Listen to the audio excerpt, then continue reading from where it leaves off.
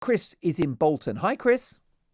Hello there. Yeah, it's my first time calling your show, but I always listen to you. It's an excellent station. Oh, thank you, Chris. Brilliant to have you on board, sir. It's sort of my call really is sort of a couple of things really. It's my sort of lockdown story, but the impact that the government and the media are having.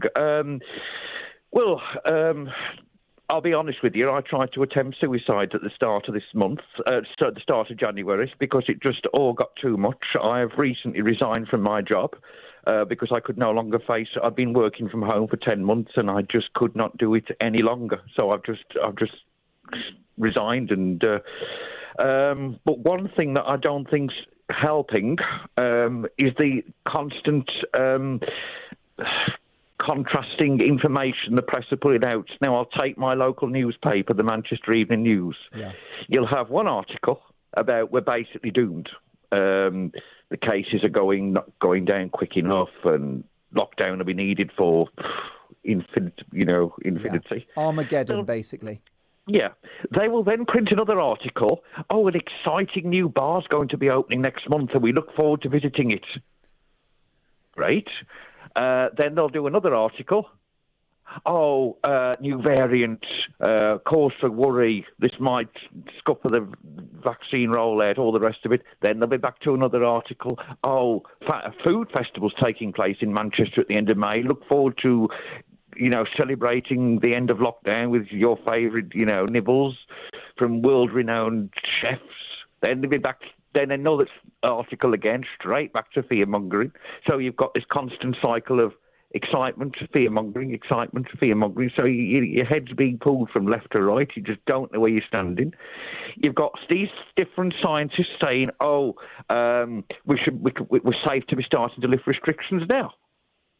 And then you'll have another scientist saying, like today in the Daily Mail, I think it was, we're going to look for, except that we're going to have an endless cycle of lockdowns. Yeah. Social distancing over here forever. Gatherings like football matches and concerts and all the rest of it. They get off the card, big weddings, they're off the cards for years. And then you get the Manchester Evening News, exciting new stadium to be built in the next 2 or 3 years. So you've got this constant mess of everyone shouting different things. I would just wish that they'd all just get together and stop giving us all this conflicting information and just say, right, lockdown's here till, I don't know, August. Yeah. At least we'll know where we blooming stand, instead of all this constant 1 minute look forward to this festival or look forward to holidays, great deals on holidays, and the next minute's fear-mongering.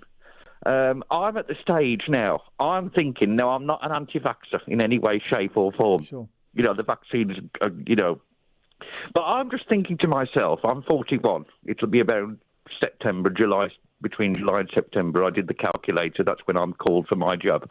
What is the point in me having the vaccine? Because if it means that I've got to continue living as I am, with lockdowns, masks, social distancing, what purpose is there me having the vaccine that's going to make no difference whatsoever? Because, and it sounds an awful thing to say, but if it's a choice of living longer or dying sooner, I'd rather die sooner than have to live a life of being a prisoner, basically. Now, Chris, first of all, I think your analysis of the way that so much of the media has manipulated our emotions throughout, probably to sell papers and get viewers, has been reprehensible. And, it's been an emotional roller coaster that we've all been sat on. And I think it's really, really bad for our mental health. And my heart goes out to you, what you've been through, Chris, to give up your job, which has obviously got big implications for your finances. It's an emotionally demanding job anyway. I can't obviously say what it is, but it's an emotionally demanding job. And I just got to the stage where, my health had been going down, spiralling, and I just got to the stage literally at the end of December. I just can't do this anymore. So I resigned. The company, bless them, well, the charity, it was a charity. The charity did try their best to keep me on, and but I just thought I cannot do this anymore. I cannot work in isolation anymore, and I just, that was it. I handed the equipment back, and that was it. And then unfortunately, I think Chris, I think you're bang on about so much of the media, the scaremongering, which is completely unacceptable. I've always tried to offer my listeners hope that this is going to end, that it has to end, and that I will, as long as there's breath in my lungs, point out the damage from the COVID measures. Let's hope it was the right thing to do, but understand the impact and understand it's got to stop. And I think something that would help your mental health and everyone listening is a roadmap from the Prime Minister, so that, as you can say, we don't live in this doomsday scenario that the world's about to end. It's going to go on forever. I know it does feel like it's going forever, and the press perpetuate that lie, Chris. I don't think it will. Let me say that I believe the vaccine is great news. We've obviously made strides in this country. The rollout has been world class. And actually, whilst I've challenged the COVID measures, I welcome the vaccine because I think it does mean that this is coming to an end. And I think you will, take my word for it, Chris, when you see the vaccine rollout with the vulnerable groups protected, you will see a change in mood music from the government. I think they're reluctant to give any good news yet because they're worried we're going to run onto the streets and have a party.